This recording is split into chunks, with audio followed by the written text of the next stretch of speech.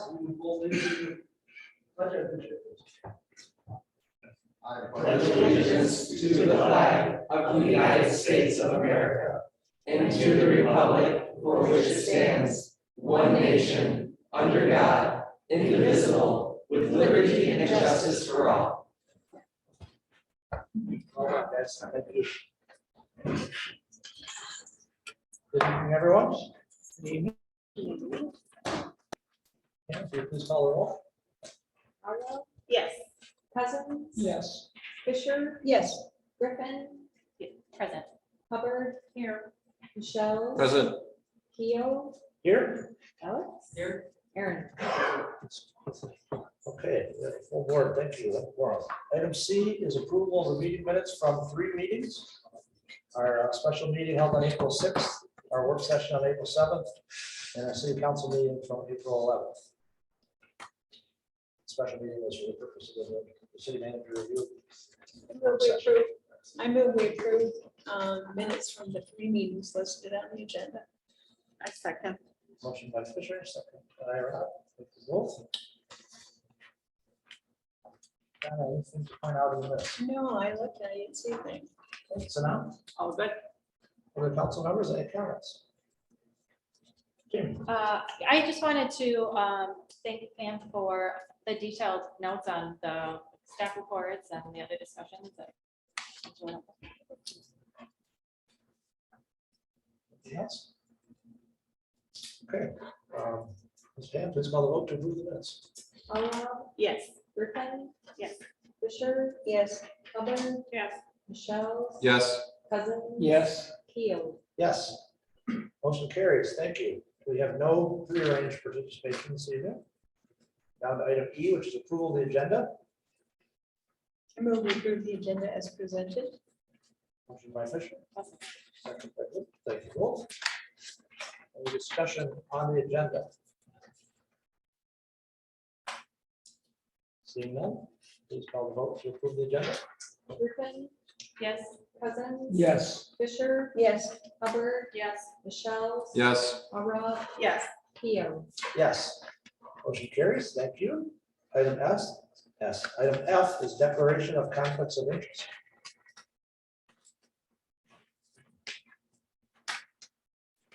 Aaron, see you. Okay. That's good. We have no public hearings under item G. We're down to non-arranged participation. But we have anybody who's joining us online that I can tell. Anyone in the audience want to speak on any topic? We're running up the road.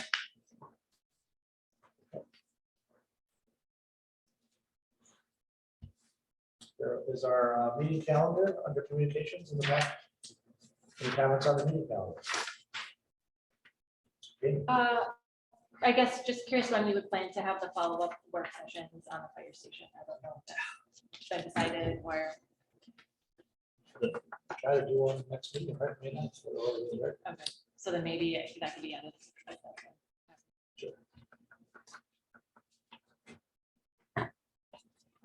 Any other comments? And the other work session also is not here for Wednesday. Yeah, the 27th. Yeah, everybody's aware that we're having our budget work session number 1. This is not right here, right? Okay. I'll jump down to reports. Our first report tonight is from our finance director, treasurer, assessor. Marie, how are you? I'm good. How are you, John? Well, thank you. Hello, council. Third quarter of the fiscal year, first quarter of the calendar year, time is flying. You have my written report. I really don't have anything to add. The first quarter of the calendar year for me is all assessing and taxation all the time. But now we are moving on to budget and finance and all that other fun stuff that comes after. So does anybody have any questions? Yeah, so something that could come back on Wednesday, so just throwing it out there now. I would be curious to know, so I'm looking on page 18 of the packet, and that's where you show the general fund. So I'm just trying to understand, just so we have these other funds like major streets fund, local streets. Is it correct that some money is in like the streets fund, for example, that cannot be reallocated to a non-streets project? That's correct. that's because of where those monies come from. Okay, so anything in the general fund, that's where we have some discretion, I guess, as to Correct. how that's. Yeah, allocated. general fund can flow pretty much anywhere you want it to, but the other ones can't flow in to general fund. Right.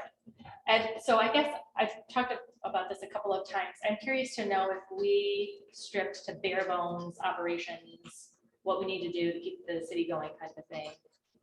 What money would be left from, say, the general fund that could possibly be reallocated? And maybe that's too nebulous of a question because there would be so many decision points. So I don't know.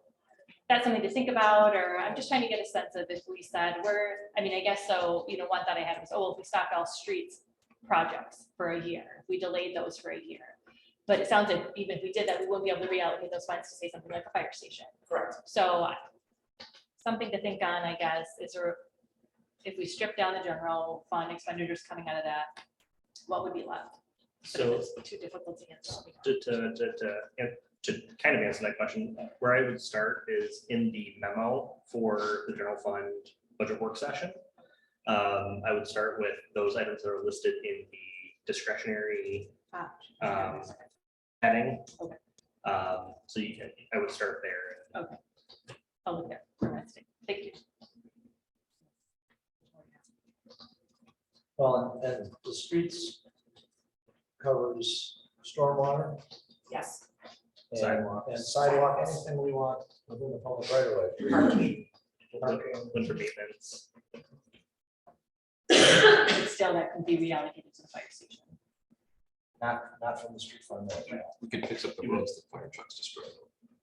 Now, there is cap space in both the streets village and operating village. The Going over village in the past, there was sometimes some tweaking, keeping the millage rate the same and tweaking.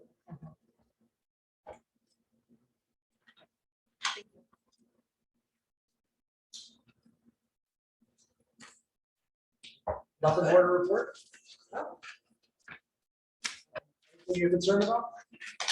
No, we have some interesting things coming up as far as, waiting to find out how much our excess stabilization payment's gonna be.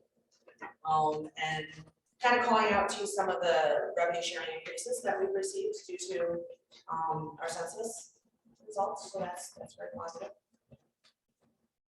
I do have, unrelated to this, if you're hearing sounds from gas flaring, that should be reduced shortly. At your house. What? So it wasn't related to this, but she's. her house. Over our friends. to the Yes, yes. Okay, yeah, I saw some on 5 Mile. Flaring sound should be going down. Okay, you must be working with them. Marie, do you want to shoot your own horn on assessing? Getting the. What did I do good? I made it through. Well, I mean, we're. getting everything submitted and. Oh, okay, yeah. So, actually, we did hire someone, an assistant for me, his name is Tom Welsh. And he talked about a baptism of fire. I mean, he got thrown in at the busiest time processing personal property tax statements, and we got it. I mean, we got it all done. We had our board review. We were very aggressive with our businesses, trying to get them to get these forms in again, because, several years ago, we did this, and then, you get businesses coming in and they don't file and all this good stuff. So, yeah, we got everything done in time, and everything went through the county with flying colors. So it's on there. We're settled with the county on the tax side as well, with no problems. So. Did have one little minor glitch in the taxes, and I'm gonna blame COVID on this, but I transposed a millage rate on IFT parcels. I transposed the number, so I had to get them a little refund back. You made them happy anyway. Hmm? You said you made them happy. Yeah, it was on one of the county villages, one of the long lists of town Winterville. So in 20 years of living in the village / city, and 18 years now, I've been associated with this board and the community. Marie has been there. And if if you read the local papers, there could be all sorts of chaos in this area of our discussion. And thankfully, we're watchful eye and care for all of this. We're in really good hands, and how we make that next transition to whoever it is that follows Mary has a tough job, tough shoes to fill. Because, all of this is organized, and she's talking about transposing a number here and there. There could be a lot worse things that we talk about, so we're very thankful for your efforts and just want to let you know that. Thanks, I appreciate that. And that actually made me think of one more thing, which is actually pretty exciting, and this is all of us, especially you, that did this. Our OPEB fund may be fully funded. I'm not sure, and don't get all excited yet, we still have to do the actuarial, but we may be very close. How many? Is the government state with one of them? Yeah, there's not a whole lot, I mean, that, I don't know the exact statistics on it, but We could probably all fit in this room. yeah, I'm sure. So, our fingers crossed, we might, we'll still have annual contributions, because that's just the nature of the beast. But the fact that we started, 10 years ago? That's 2008 or 9, right? So we've been paying extra into that out of the general fund. So we'll be seeing something coming back to the general fund. That's an opportunity to shift funds. Yes. Or put more Potential. towards the pension, which is only Okay. 85% funded. Okay. But they'll be, okay, another Like I decision. said, shift funds. Yeah. But we won't know that for sure, Jamie, until we get the actuarial. We probably won't get the results of the actuarial until I would say maybe October. That's great. Well, thanks for doing such a good job. Thanks. Okay, next up is Public Services Superintendent team. How's everybody doing tonight? Tim, So we got 2-week update. If there's any interest, if there's any questions. I would- interest was covered on the last. Yeah, I got that one. Questions for Tim? How's the second street project? Well, I was gonna mention that one, so I just wanted to see if anybody. I saw it tonight, it was inconvenient. What's that? I say, I saw it tonight, it's inconvenient. They're actually coming along pretty good. They finally got the pipe last Thursday. They started in on Friday, a minor setback and hit a gas main that wasn't smart. So that set back a few hours. But today they got some good stuff, progress, and I think they got to Hudson. If I'm not mistaken, I think they did. And then tomorrow, we're planning the whole thing I don't want to deal with, but well, Dan and I know all about. So Dover and Second are like the cluster of everything. And tomorrow they're gonna be going across, so they're gonna have to pull up a bunch of stuff to find out what's actually there. There's water main that's supposed to be there. I'm sure there's stuff that's not supposed to be there. And we'll find out tomorrow when they go do it. So Take a lot of pictures. I will, because there's been interesting ones, so we'll see what happens on that one. So, no, they're going pretty good. So I was actually pretty impressed as far as what they got today. To correct that, do you just decide where it should go, or do you have to call in OHM? How do you? So they started from Dover and they're just heading up towards Inverness. Okay, What they're doing tomorrow was kind of unexpected. We were expecting to do that already. But for me, honestly, the sooner the better, because I want to get into that intersection. You got that intersection, it's gonna be pretty bad. Down in Inverness, it's gonna be another one. It's not as bad, but it's gonna be some hectic stuff. But so far it's going good. I'm happy with it, just for the couple days it's been. So. Yeah, we know where most of the stuff is, there's just So, one line. you're just gonna correct it. Well, we're gonna eliminate that whole line. Okay, Most of it, okay. but We don't know the exact height. Yeah. It's hard for OHM to engineer something, so they're gonna go in and dig around a little bit, locate. See what it everything. is, okay. Hopefully it's per their design, but it might change a little bit. and that's part of it, so. So that'll be the fun day, the surprise, the anticipation. I don't know. We're all standing over that hole, just wondering what's next. You got reporters sitting there taking pictures. saying, Yeah, "How many of these take us?" I might have to walk the dog a few times. Come on down. It's interesting. I've been doing this a long time. It still interests me, so. You'll have to tie the tracking line at a bow. Yeah. Identify it. question. We talked, I think it was last meeting about the Dexter Crossing concrete situation. The resident reached out about something breaking On up Lexington. or whatever, yeah, in Lexington. Yeah. So one, I heard back, you guys responded so quickly, she wasn't even ready for your visit, so thanks for that. And two, I was just wondering what. So Kurt and I took a drive up there, and when we got up there was a gentleman in the driveway, and he started explaining, what's going on. He looked at us, so dumbfounded, he's like, What are you talking about? I don't have a clue. And I said, well, it might have been your wife. Yep, it's probably my wife. And then we went in the house and we went over and took a look. There's two little spots. I mean, literally, we're talking spots like this, but if Okay. you look at it, there's tire marks right over it. So they've been driving over these two little areas. It's nothing that's structurally gonna hurt anything. It might have been just a piece of concrete that was, stopped a little bit more and just chipped off a little bit, nothing major. He did come back and he apologized and said, I'm sorry, I didn't know, but. Okay. We also got a follow-up email from the wife saying, don't mind me, don't worry about it. Okay. I just didn't know if it was like an indication there was a bigger problem there or not. It sounds like not. No, it was fine. One thing, the wrapping, or rectangular wrapping, flashing beacons up there on Dexter and Arbor, are we down for a while? I guess it's due for a software upgrade they have to send away for, so that's why there's bags on that. And that will also have to happen for the ones on Dan Hoy as well. When they do yes. But we can wait on those until after school is over. Questions for Tim? Okay. Thank you both for the rest of the team. Thanks. Next up is our community development manager, Michelle. How are you? I'm fine. How's council today? Good. Excellent. I don't even need a microphone.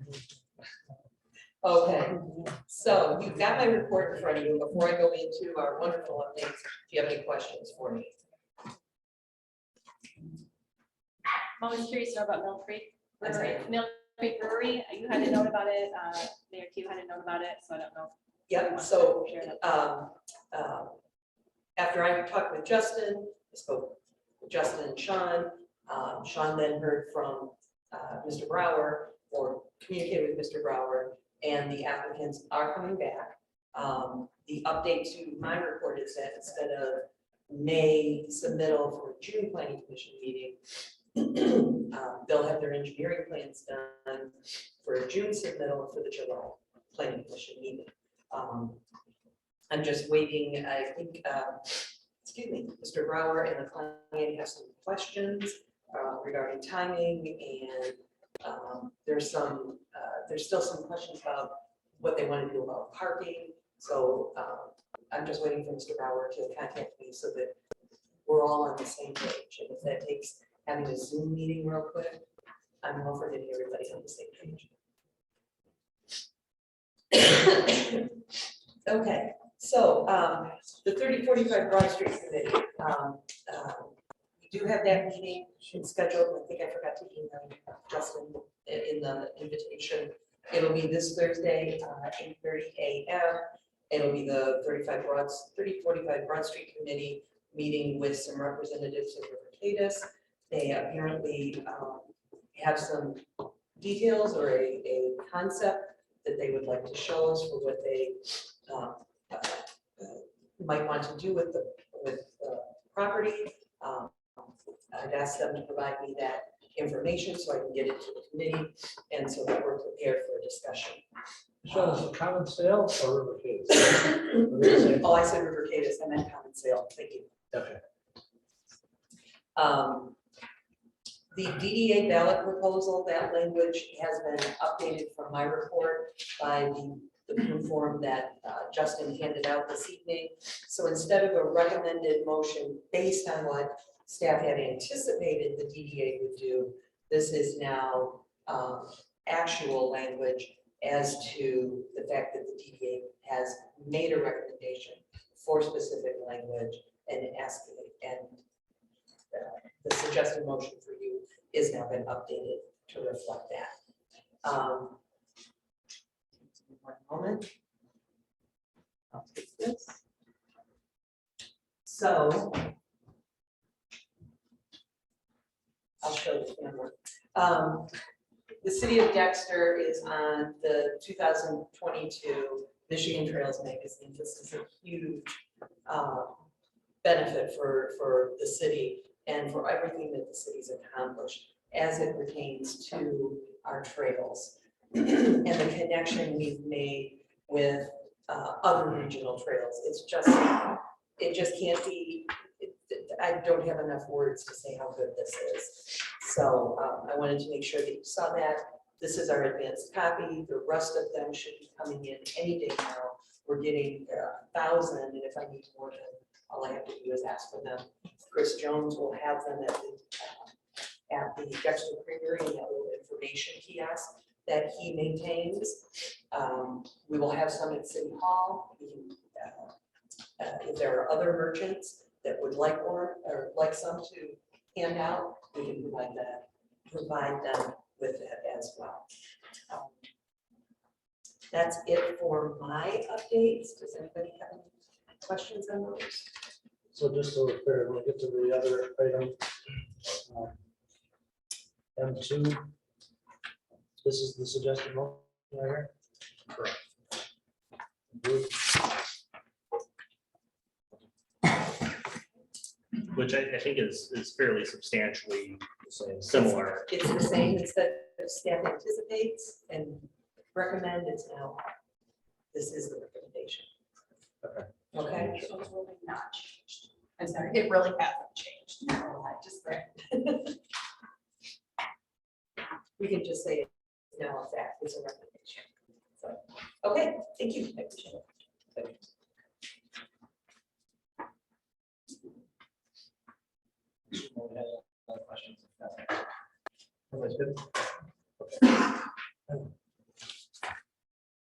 Okay, so there is a sheriff report in the packet. Lieutenant Hockey last meeting. Comments or questions on that report? Who's right to do that? We're down to city manager report, Justin. Sure. So just a couple of updates. One of our DPW summer help started today. We interviewed several, and I believe we're looking at having 3 come on board with us for the summer. Their typical range of dates are typically May through the end of September. We were able to get one to start this week.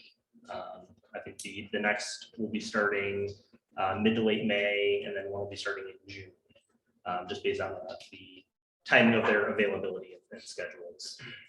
I did hear from Kurt today that KB Asphalt, who has applied our crack seal for the last few years, is going to hold their prices again.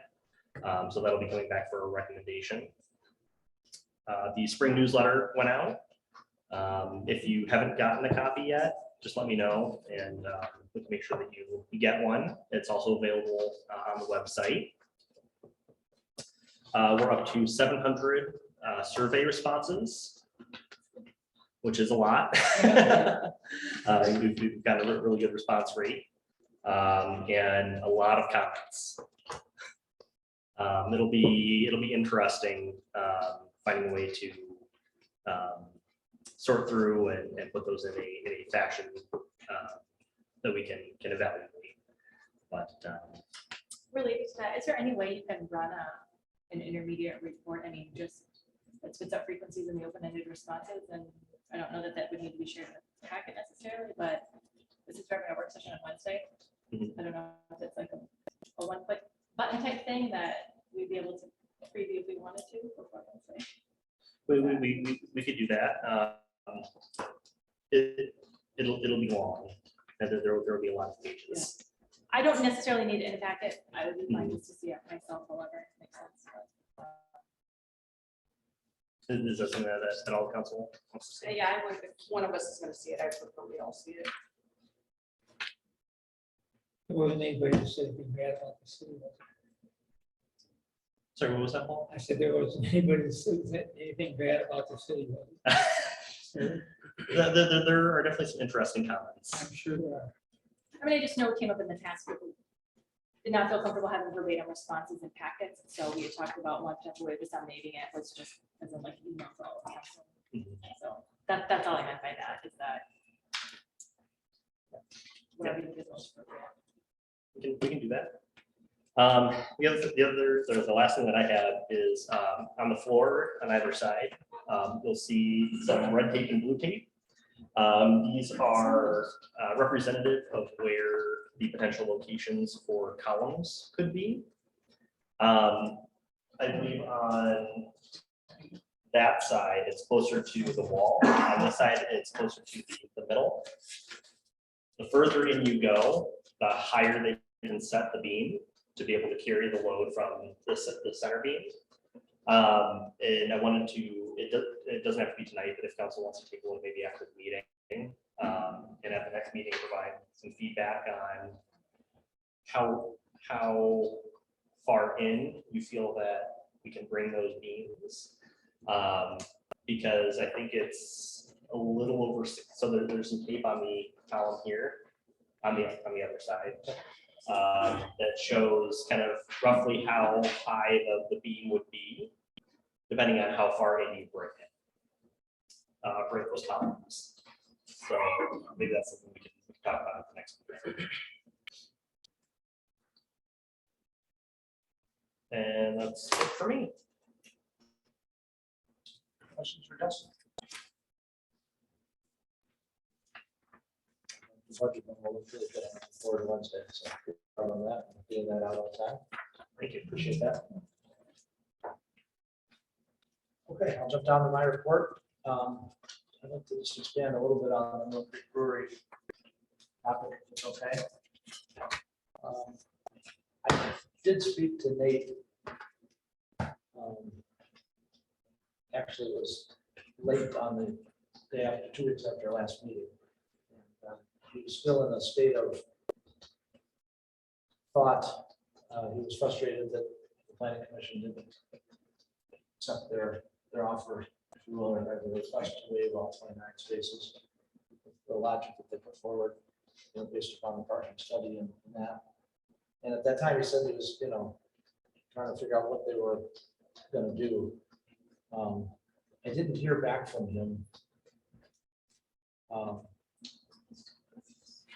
Over the last 2 weeks, but last Wednesday was when Michelle heard from Justin Dallenberg, who is Nate's partner.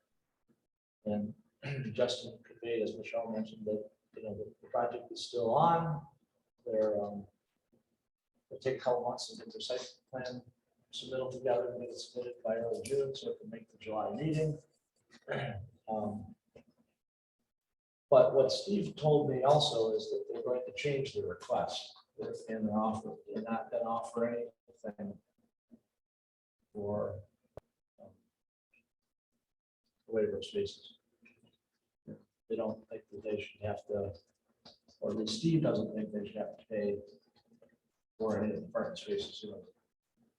Previous proposal was from the planning commission was they would pay $2,500 for 15 spaces that weren't waived as part of the request. And I don't know if that's what they'll ultimately hold or not. That's what he shared with me in an email, and I sent that on to Michelle yesterday or last week. I guess it was last Thursday. Ultimately, the request will come whenever they come before planning commission, whatever it is at that time that they decide to do. I wonder how that goes against the people that did pay. Well, that's Goose v. Gander. what's that? Goose v. Gander. Yeah. That's the reason why I'm sharing this stuff. Is, it's hard to be consistent. And we've got ourselves, with an ordinance that mentions the word or the amount 9,000. And the more recent activity that we've taken up has been a different number. And now this applicant is objecting, and ultimately we're going to have to weigh a decision over that amount of money, I guess, or some amount of money as to whether that's make or break on the project. Yeah, Right. that's the piece of it that, It's when we've had redevelopment ready communities come in the past to talk about our processes and our ordinances and what's good for decision making and what's good process. And I think that that parking part of our ordinance needs to be looked at. I hate to suggest any ordinance type of revisions because it seems to take so darn long. It does, yeah. But this one seems to be confusing and not necessarily, I don't think, in concert with sort of the harmony that we're trying to create with development in our town where we use a shared parking concept. You know, the question the planning commission left them with was, okay, we only waived, planning commission voted only waived 14 spaces instead of 29, which essentially said to the applicant, okay, for the 29 that are left, you're gonna have to pay 77,000 instead of 37 or whatever.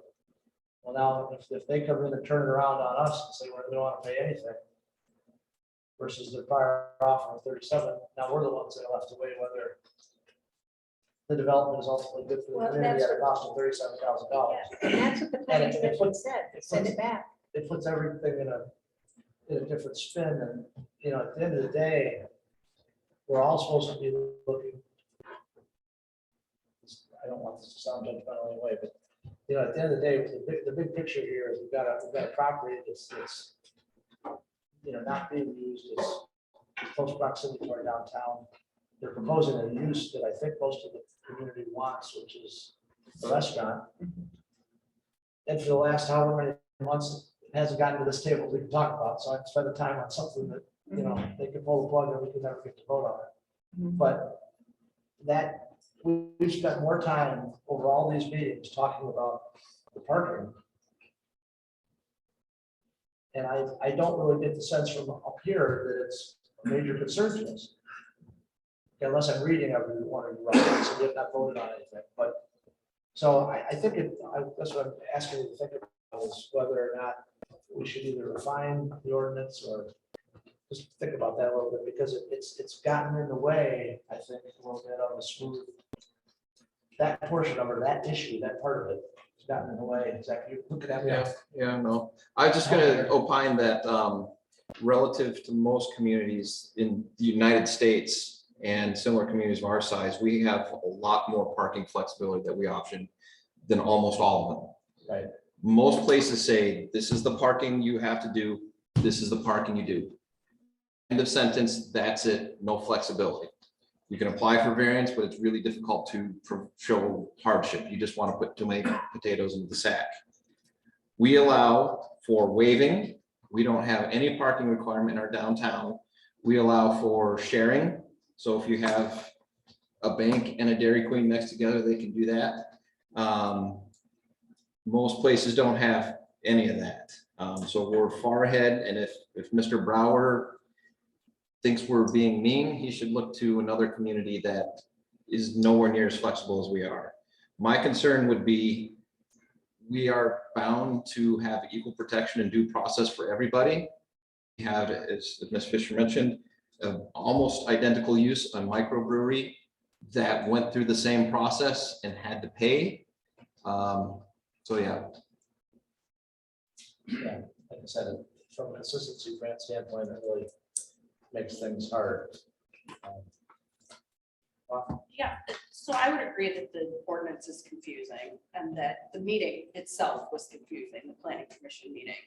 And I think that if the planning commission, and I'm not saying this is what needs to happen or should happen, but if the planning commission had the flexibility to negotiate the cost per space, I'm not saying, I'm just saying in that particular discussion, we would have ended up probably in a different place.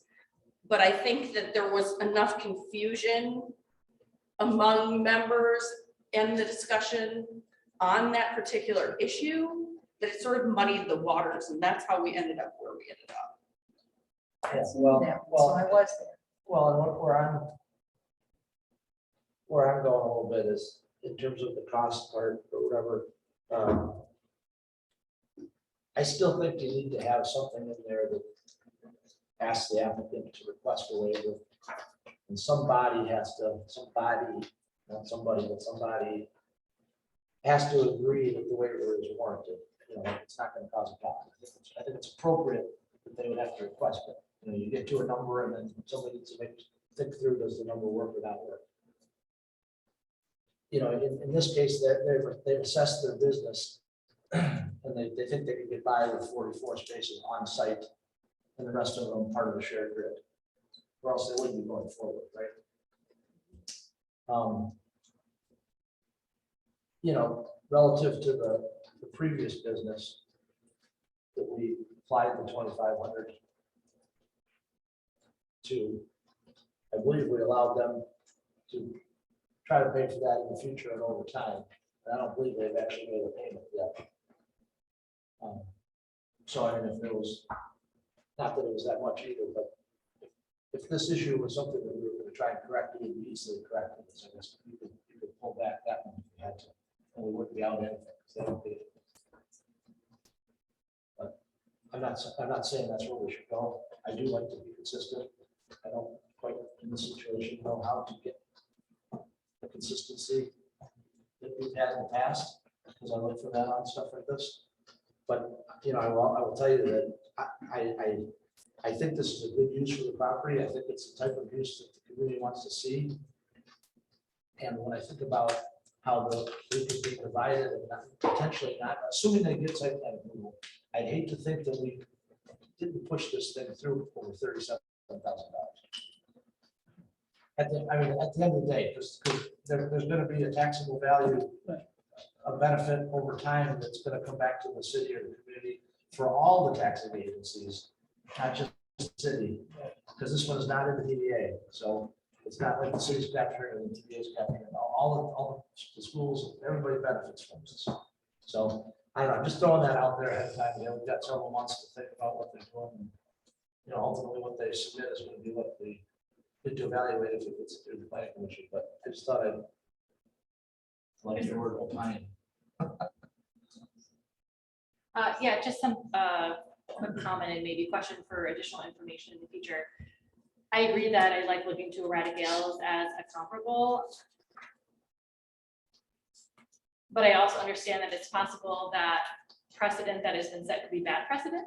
And so I'd be curious to know, is there anything prior to Erratic Ales that is in any way comparable and would maybe provide justification for doing something different than what happened at Erratic Ales? Perhaps the decision that was made for Erratic Ales was the one that was in error and not necessarily the one that's consistent with Erratic Ales. So I would not be familiar with what some of those other decisions were or how far back you would need to look, but it would be helpful to know if we're trying to be consistent, maybe be consistent with more than a sample of one. I believe Mr. Carl, the Gingerbread House. To a sample Don.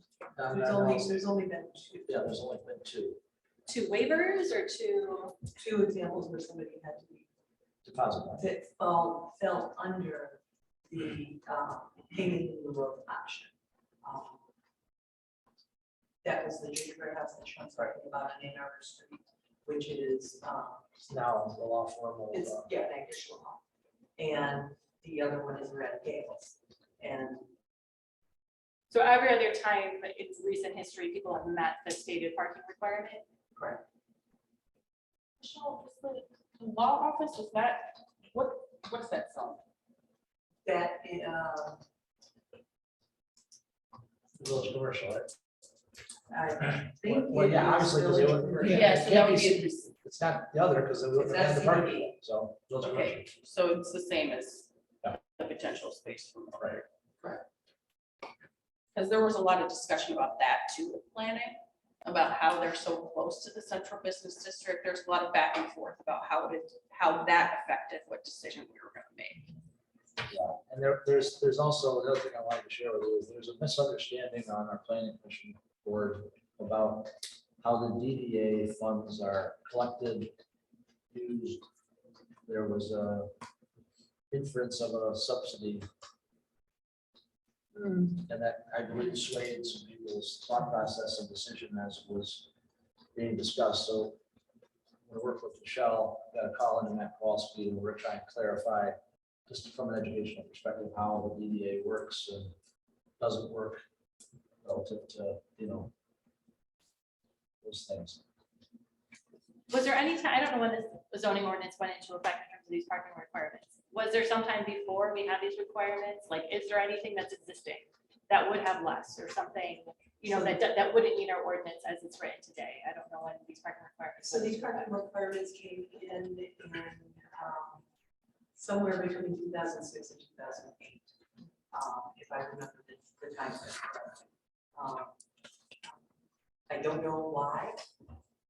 I don't have any documentation that tells me why it was created, but there was some need at some point that triggered it, and there have only been 2 examples when development occurred. For as much as I think we thought we needed that added in, the examples of how it's played out.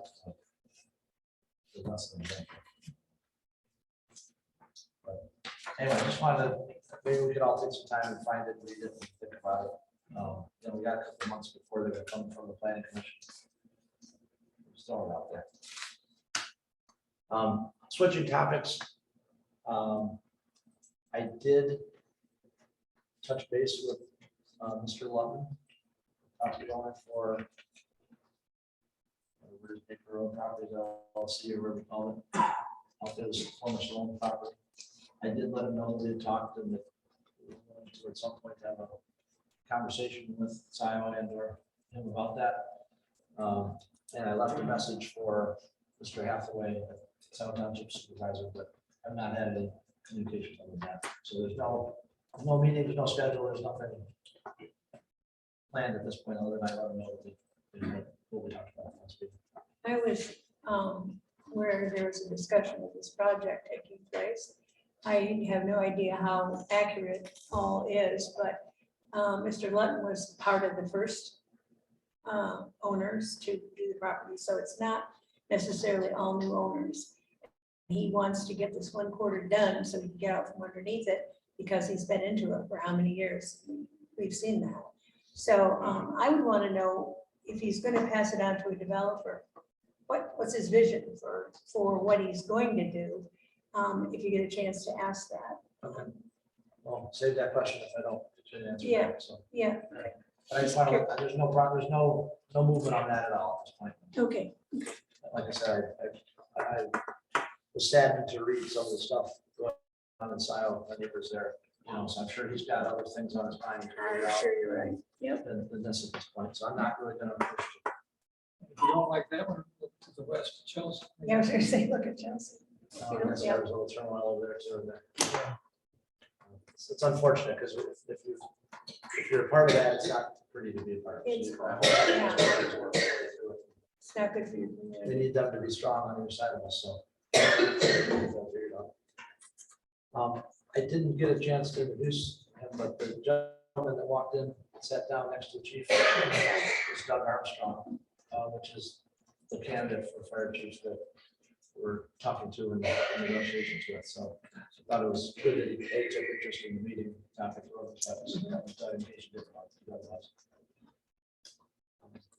I don't have anything more. I'm looking forward to the budget workshop. I always like going through the budget.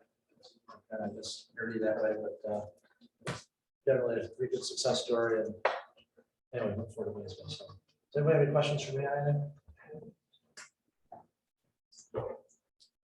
Okay, where are we? We are down. Oh, are there any council members? Okay, consent agenda, please. I move we approve the one item listed on the consent agenda, bills and payroll, in the amount of $454,180.45. Motion by Ms. Fisher, Second. second by Hassan. Thank you. Please call the vote to approve the consent agenda. Michelle, Yes.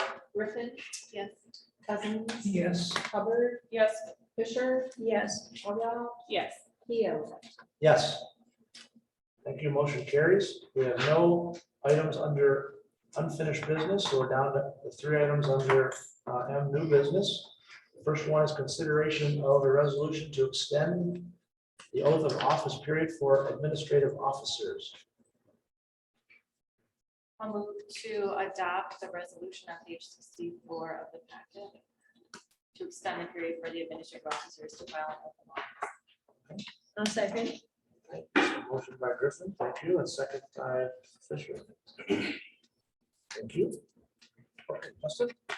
Yeah, so we were doing some research that involved deep dive into the charter and found two sections that interacted with one another and indicated that there are certain administrative officers that should file or need to file an oath of office upon taking office, including the city manager, treasurer, city attorney, assessor.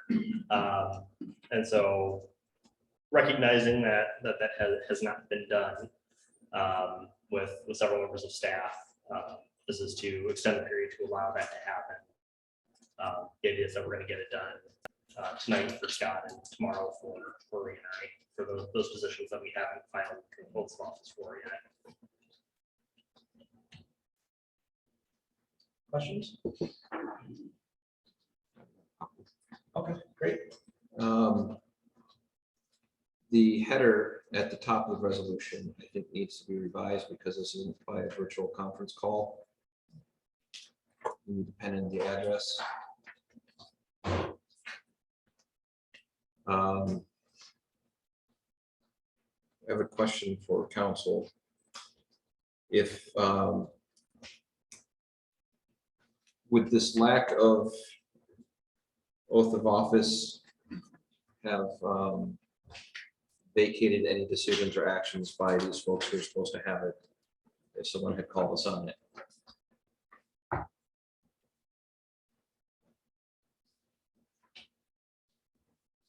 The way I read the section, it says if they don't do this, then they say, I don't accept your job offer, I'm not working for you. So it gets in a real tricky thing where, let's say it was the zoning enforcement officer who had to sign this. I would certainly say they're not validly serving in their office. Luckily, it doesn't apply to the zoning administrator. Yes, yes.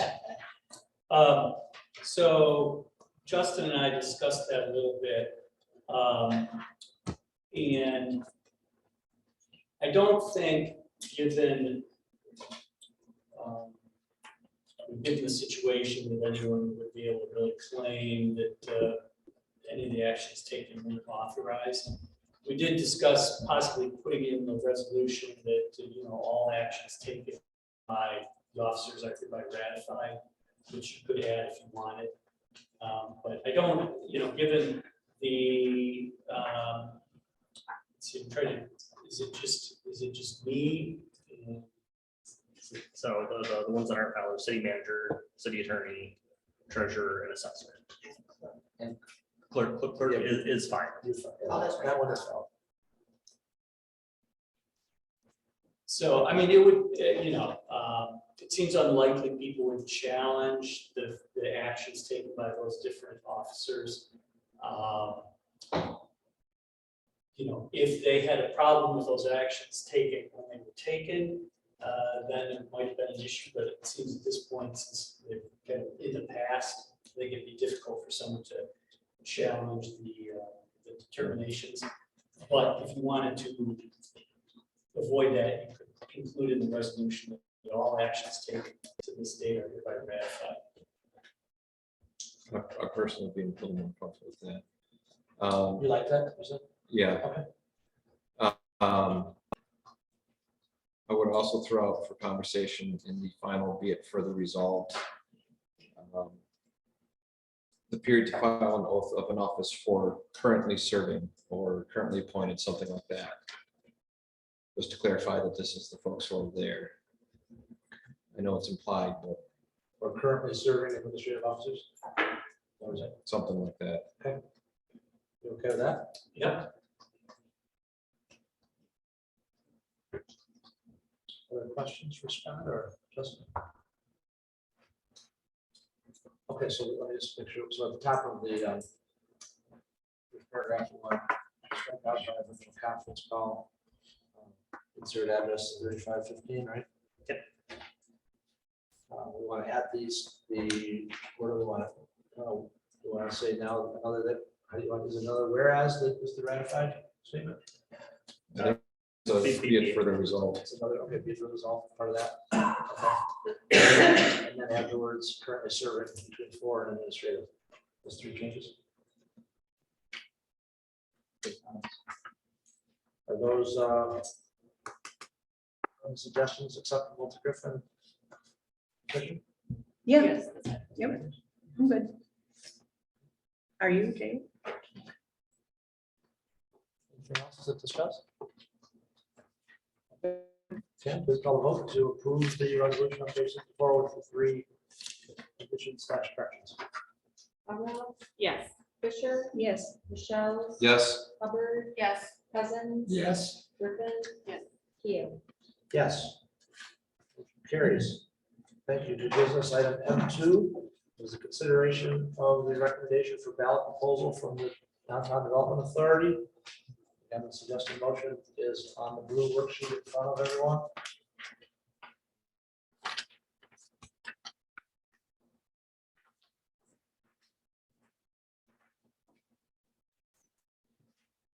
Motion to.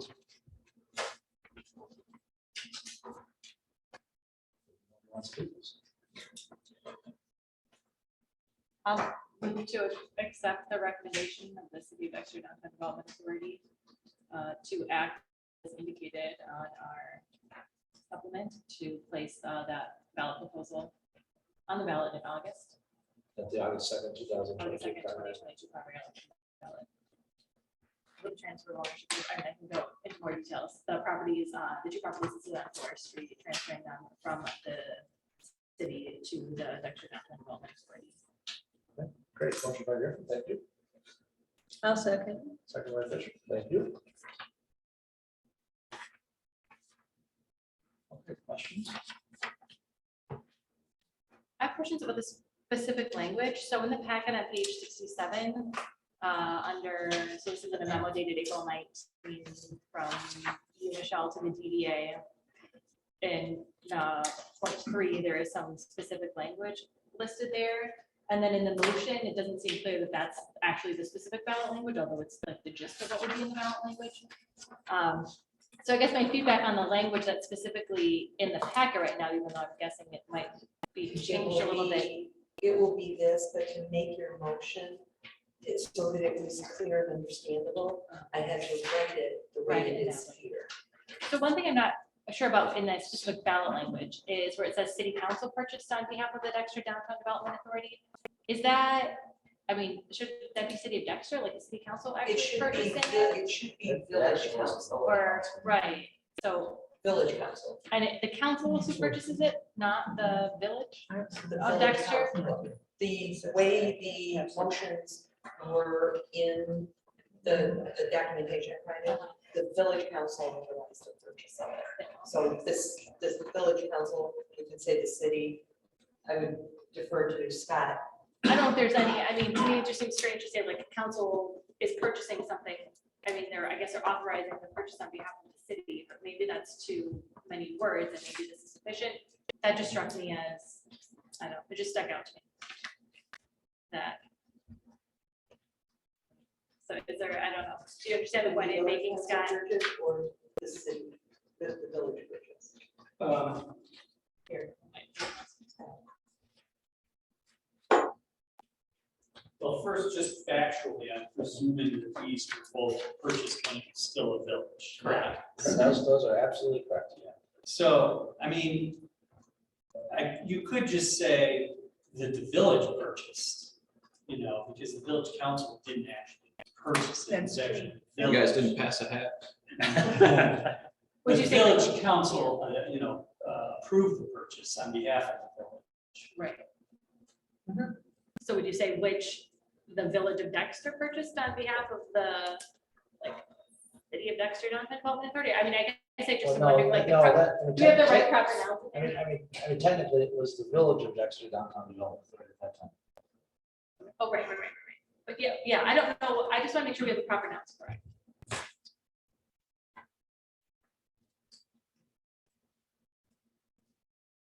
I think you could say for which the village / city purchased on behalf of the village / city of Dexter Downtown. Or you could put village parentheses now. Now city, right, that's even better. Maybe we have use village in both and then put now city. The village charter does, at the very end of the charter, does talk about all the references to the village, et cetera, now the city, that's right. Well, if it says that, why do we need to put the village language in there? Because doesn't that just complicate and confuse things? I mean, we're a city now, if there's documentation saying we're a city and all references to village can now be city, I think it should just say city. Okay, okay, that's it. It really depends, it's really for you to decide how you prefer. It's not wrong either way, one just gives like a more lengthy and complete explanation, but you know, your point is correct. I just think it's gonna confuse people. I mean, the part that's not mentioned in here that would provide context to me is the date.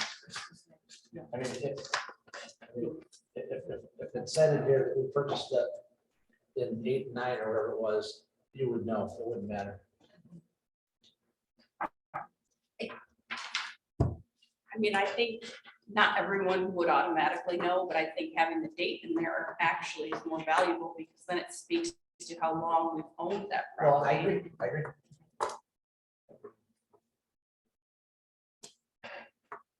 It might be hard to get that date for tonight's motion. I don't know, do you know when those were purchased exactly?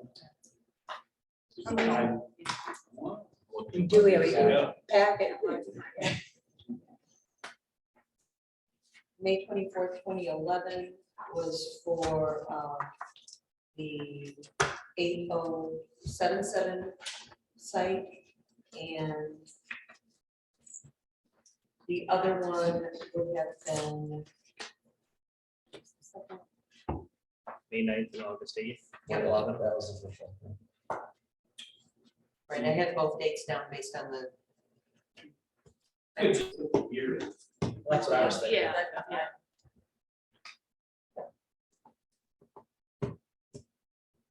So is it okay to approve the language with the addition of the dates?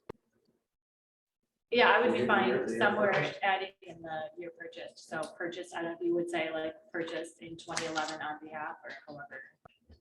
That's where you would insert it.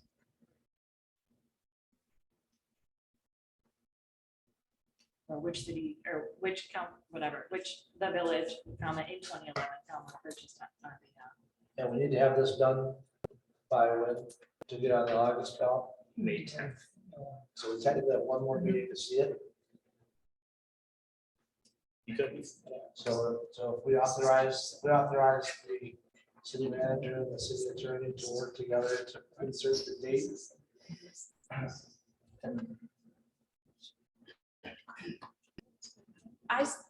I still think we need to change the references to city, Fine. just because I think there are people who don't understand the timeline. I'm with you there. I'm fine with that. Anything else on that? Yeah, I just don't want it to say that council purchased. No, That's I all. agree with that. I agree with that. I'm fine with city, I'm fine with the date.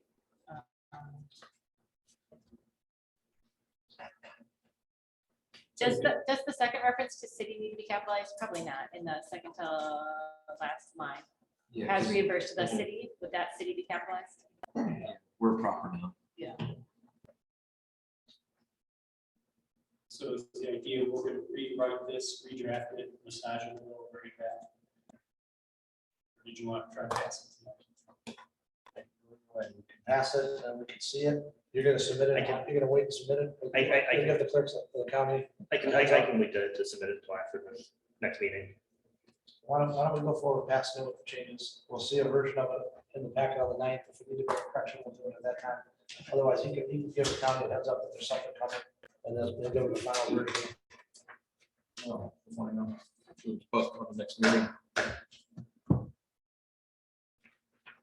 Okay, the motion to postpone until. Or.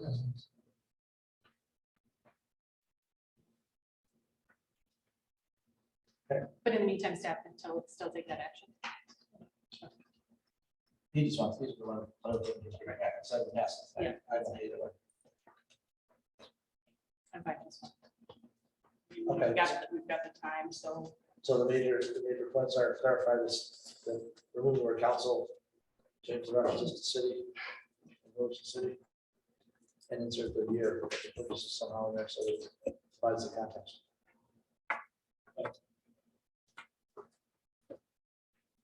Okay, Ms. Van, please call a vote to postpone this item to the May 9th meeting. Cousins, Yes. Michelle, Yes. Hubbard, Yes. Fisher. Yes. Avra, Yes. Griffin, Yes. Keo. Yes. Okay, thank you. Our last new business item is discussion of additional ADA parking spaces. Scott, thanks for working on that. Sure. Okay, who is leading the discussion of additional ADA parking spaces? I can start that and I can hand it off to whomever, probably Patrick with any technical questions. Excuse me. So your last meeting, you did express, certain members express interest in exploring alternate or additional barrier-free space options in the city. Based on the OHM memo. This memo has been shared with the DDA. Excuse me. At this particular point, they're not making any, taking any action to start looking at costs or estimates. They'd like to get their strategic plan done, update first. But the main areas of concern were indicated in blocks 4 and 5, which you'll notice in the OHM letter, there's an example. 4 and 5, so 4 is on, and 4 and 5 are on Ann Arbor Street and Baker Road. So, the number of spaces that are provided in that location, there are none on Ann Arbor Street, there's one on Baker Road. When you take into account all of the barrier-free spaces within the downtown, you're basically one shy, and that's what OHM is identified for you. You have 19 spaces in your downtown, you should probably have 30, so you're one shy. But there are certain areas within your downtown, Baker Road and Ann Arbor Street, where you have none. And so moving forward, even though that will put you over what you actually need from a locational standpoint, it may be good to have 1 or 2 there. And like I said, the DDA is open to being the responsible party or sharing costs for it, but they'd like to wait until they get their strategic plan done.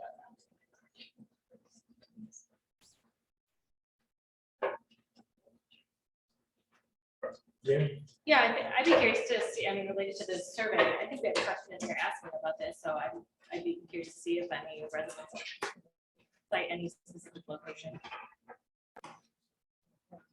I was very interested to have this topic, so thank you for adding it. To me, those are very long stretches of road, and to go without in one area and one in the other for ADA parking. And I think there are a lot of locations that could, benefit from somebody, or somebody benefit from having that parking there. I just feel that it would be nice to consider, and I understand if DDA wants to, wait to do their strategic planning, but to me, it was something that I wanted to highlight and make sure that we keep in mind and pay attention to, that those are very large blocks without proper parking. Yeah, something else that came to my mind is just looking at what the surrounding uses are in that area, because it is a long stretch and there's variable, residential or businesses type of thing. In terms of picking, where would you put something within that? It could be worth reaching out to businesses or homeowners or somebody, along that stretch to say, have there been complaints of either, visitors to a home or visitors to a business, patrons of a business, saying I had to walk really far, or, I had difficulty maybe not walk. I had difficulty getting here because of this parking situation, so there could be some insight gained by chatting with some of the people along that stretch. The one on Baker is near the post office, right? Correct. That's probably as logical a spot as any, if you're gonna add another one. Was- Zach? So I'm a bit conflicted on this because accessibility is important. But when I look at these specific uses, you know, the RSD building, they have their own off-street spot, they can have that. You have Fillmore, they have off-street parking where they could have handicap. There's the small business where the fishery outfitter started, they have parking in the back with the ramp. There's Magda Law Office, they have parking in back. That can be handicapped. You have the former architect, current, In home care. they have off-street parking and they have level, not paved, next to it on Dover. On the other side of Ann Arbor, there's the rental house on the corner. Then there's the State Farm Insurance that has off-street parking in the back. Then there's the veterinary that has off-street parking in the back. Then you have single-family houses with driveways. Going down Baker, there's the wellness center that's just tight in there. The post office that has it in front. You've got the old Realtor that looks like it's gonna be a funky house with windows on it. It's hard to see a driver for where there's gonna be a lot of need compared to downtown where there's more foot traffic. So it's good to discuss. If I were put in a room and say where to put it now, I wouldn't know where. So I'm comfortable keeping it in consciousness, but allowing the DDA to work through it. I will say that I don't want to see anything that looks like this. This is kind of ridiculous. People, and I know you do the math and the slope, but I can see people pulling in front end or doing weird angles and doing all sorts of ridiculous stuff. That's all I got.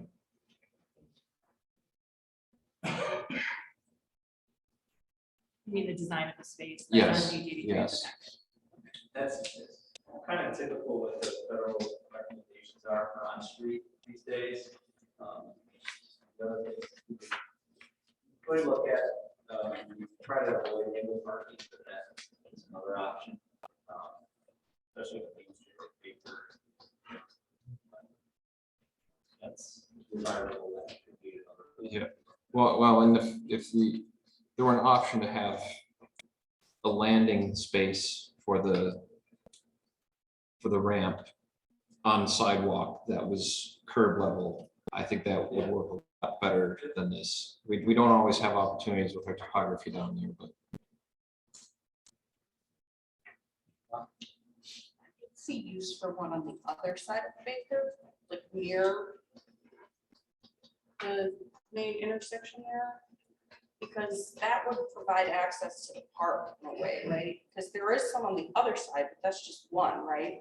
Or are there two over there? On the other side of Monument Park. No, on the other side of Monument Park.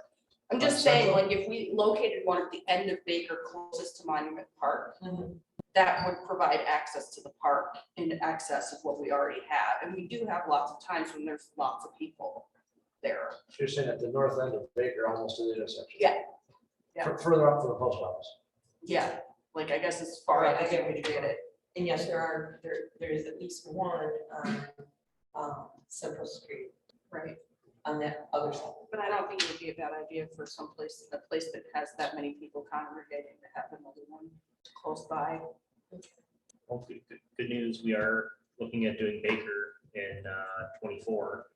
So that it'd be a good time to look at that design.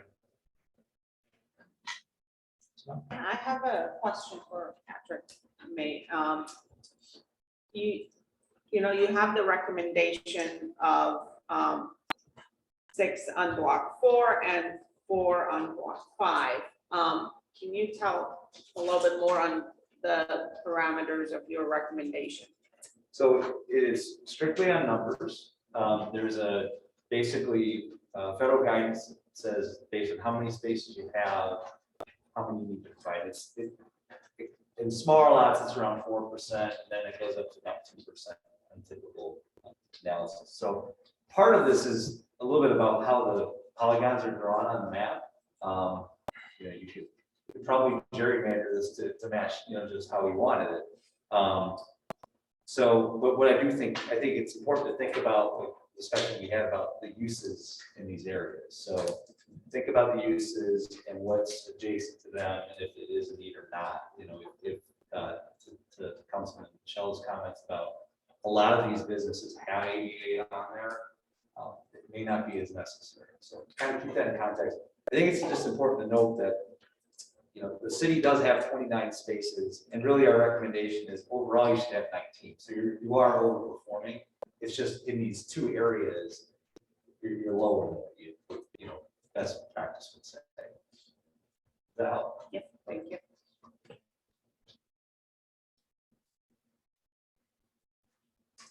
I'm sorry.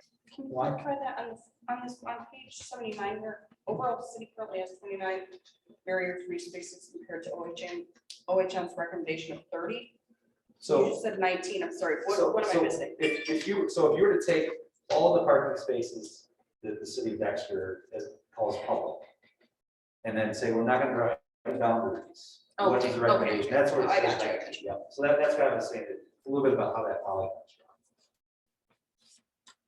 So based upon the 726 public on street, public off streets, 19 are required. Right.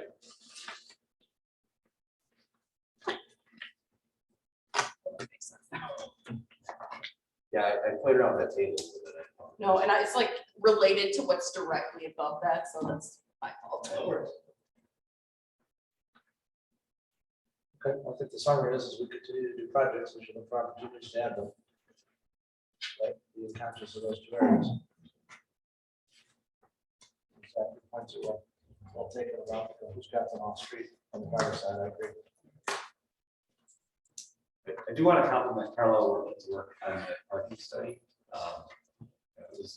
There was so much information, it was almost hard, it was almost overlooked the fact that they had a lot of this analysis already. So when Michelle came to do the question, we looked at the study and it was all there, and we just had to kind of pull it out, present it. You can footnote that if you need to. What's that? You can footnote that if you need to. I will. Thanks a lot. Thanks for your work on it. Thank you. Okay, we're gonna move on to council comments. I'm gonna let Alex lead us. Okay, sure. I have seen a lot of lovely, bright daffodils around town. And they've made me really happy and hopeful for the warm weather that it's been home. Thanks. It varies every season. It's winter in Texas, I agree, I drove through town a couple times now, and it's just amazing how the daffodils are out right now, and the forsythia. Just every forsythia, we got a big push too, yeah, they're just flowing this way. Yep. Thanks for those. Jamie? One thing I'm just gonna throw out in the consciousness, as we saw the map with Monument Park there, my recollection is that the park is entirely within right of way, which may make it difficult for us to do improvements, so that might be something for us to add to the hopper, is to vacate that to ourselves. It would attach to the properties where the houses were on the east. If anyone has too much forsythia branches in their backyard, I have a Labrador that likes to pull them out, so let me know, I'll bring them in. That's it. I have a patch of daffodils the size of this table that are solid, and you can pick as many as you want. Maybe it's about the flowers. They're enjoyable. You're driving here. This meeting is- Last weekend, we attended the story of Easter with live animals. So it was really fun to see all those live animals, including 2 camels in downtown Dexter. So that was fun. I attended that as well, and I had visions of camels escaping and ending up in my backyard, and it was a lot. Two different perspectives. Um, We are down to non-arranged participation. I see anybody that's joined us online. Anybody in the audience want to say concluding words? Okay, I will seek a motion for adjournment, please. So moved. Moved by Fisher. Second by Griffin. All in favor, signify by saying aye, please. Aye. Have a great week, everyone.